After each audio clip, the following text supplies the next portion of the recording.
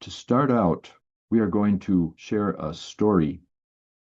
We just happen to have our elder storyteller who dropped by here today, and she has a story that is a traditional story, and the story speaks for itself. Let's just let our storyteller take us away to another time. Get comfortable, take a couple of deep, slow breaths, close your eyes, and let your envisioning self take you away as you hear these words carry you. There is a snug stone and sod lodge on a rise overlooking the water. And there, in that lodge, lives an ageless elder known as Bezhig, paddles alone. Some say that he lives by himself. However, he will tell you that he lives with the buffoons, the tricksters, and the heroes in his stories, and that they keep him good company on a winter's long night. The ancient storytellers' relations, who are of the White Bear clan, come to visit and listen to his tales of the long ago.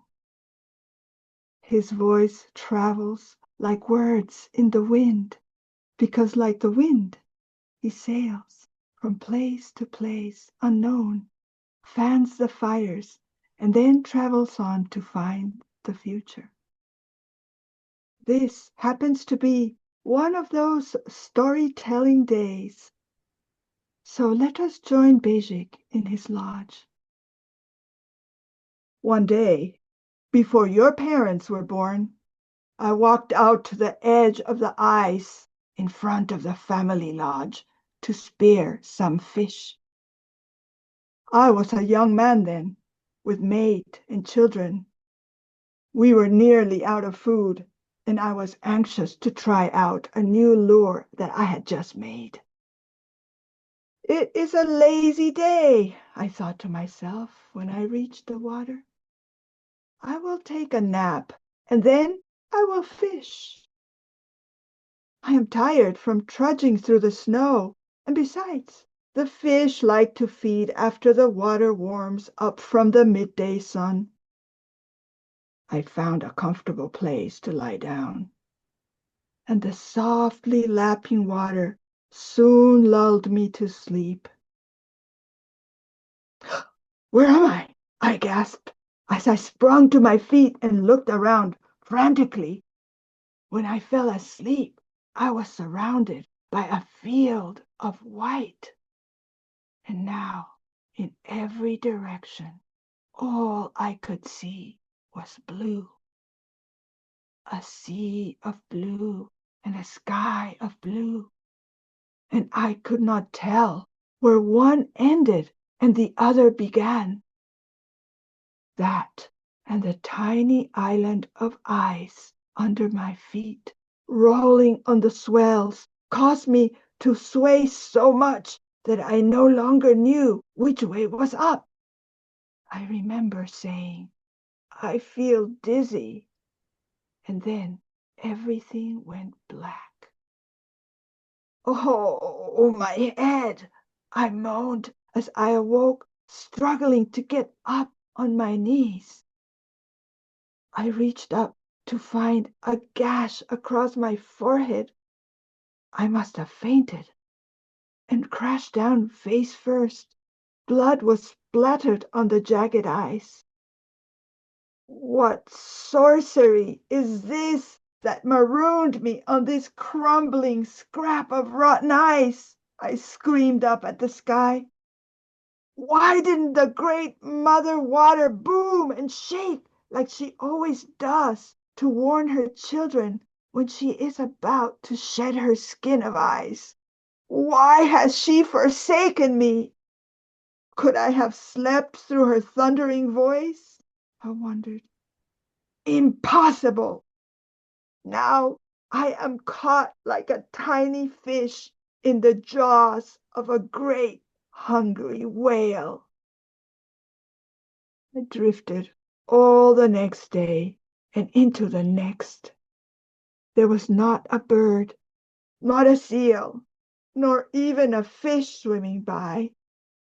only water and the wind murmuring. I was warm in my white wolf skin parka and had good sweet eyes for water. Yet I grew colder and colder because I had no food to stoke my inner fire. Early on the fourth morning, I woke barely able to raise my head. My teeth were chattering like shells rattling in a basket. I feared it is my time to die. If it were intended for me alone, I would be at peace. However, my children have no food, and my dear mate will kill herself trying to find some. Her aged parents will steal away naked into the night so that their furs and food shares might keep the children alive longer. When our clanmates come to visit, they will find my family frozen to death, and they will say, Bezhig is no good. He has abandoned them. With no more need to live, I wailed to the settling moon, then dragged my defeated flesh into a hollow in the ice and curled up. My last memory before I fell into a deep sleep was of an incessant wind tearing at me and the ice around me. In my sleep, I had the vague impression of a soft snow falling and covering me like a warm fur. Sometime in the night came a vision. Far, far in the distance, I could see great white bear swimming from floe to floe. For 4 days she swam, gradually coming closer and closer until she finally reached the floe that carried me. She was so gaunt and weary that she was barely able to drag herself up onto the ice, where she immediately scouted for a place to collapse. My resting place must have looked like a comfortable nest, as she lay on top of me and was soon fast asleep. Had she any idea what lay beneath her? I'm sure she would have first filled her belly. Wake up! I hollered inwardly to my sleeping body, but it could not hear me. You are a fool, I shouted. You lay there feeling sorry for yourself while your family starves. And still, my almost lifeless form would not move. The wind continued to howl above, and yet all I could hear under my heavy cover was a whisper. Wait, I cautioned myself. Listen, it's a voice. It was an ancient voice from an elder who lived long, long, long ago. And he said, your bowl is half empty because your mind says it is. Listen to your heart, and your bowl will become half full. And then you will be able to fill it the rest of the way. An ocean of rage cascaded from me like water down a rapids. There, before me, stood my clan. Children, elders, sisters, brothers. I could not tell whether they were human. I simply knew that they were both human and more than human. The bear people, the caribou people, the seal and the wolverine people, and hovering overhead, falcon and owl. My relations, I whispered softly as tears filled my eyes. I will live for love. I will live for you. The strong, musky smell of wet fur tickled my nose and shook me awake. At the same time, Great Bear started to stir. No! I screamed as I came to fully realize what lay on top of me. I will not die! In a flash, I had slipped my knife from its sheath, forced it up through the snow, and plunged it into the heart of Bear. Life-giving blood gushed down through the snow and into my mouth, and between chokes I gulped it down. Immediately, the fire of life charged through me, and I squeezed out from under the massive, limp body. Kneeling beside her, I opened my heart, and it showered these words upon her, under her limp, massive body. Great Bear Spirit, this man has walked into the icy jaws of death, and you have gifted him with a second life. His other life was for himself only, and he is glad that it has passed. His new life is for his people, and he is glad that it has come. I then cut out White Bear's heart and held it in my hands as my tears washed over it. Brother, you will live on within me, I spoke, and your strength and your passion to serve others will continue to nourish our people in the tradition of those who have walked before me. Your heart will now become mine. I feasted upon the heart, wrapped myself in White Bear's pelt, and slept soundly through the night. And yet I only got physical rest, as I dreamed on and on about White Bear swimming, swimming, swimming far out on an endless ocean. For days nothing appeared on the horizon, though she still seemed to know where she was going. Of course, I blurted out as I woke up to first light. White Bear is a great swimmer. Surely she can take me back to my people, because she is me and I am a White Bear. Right then, I set myself to cleaning her broad, curved ribs and lashing them together with sinew to form a framework. Over that, I stretched her hide, tied down, and soaked it with bear oil to make it waterproof. From one White Bear broad front paw, I fashioned a paddle, and then I loaded the boat with meat and fat for my brother, the White Bear. Before I pushed off, I bowed my head to the face of my tiny island of ice and forced these choked words. Every time the ice thunders, this grateful person will look upon you, honored Mother Water, and his voice will rise in a song of thanksgiving. When he did not listen, he was shown how to listen. In dying, he has been given reason to live.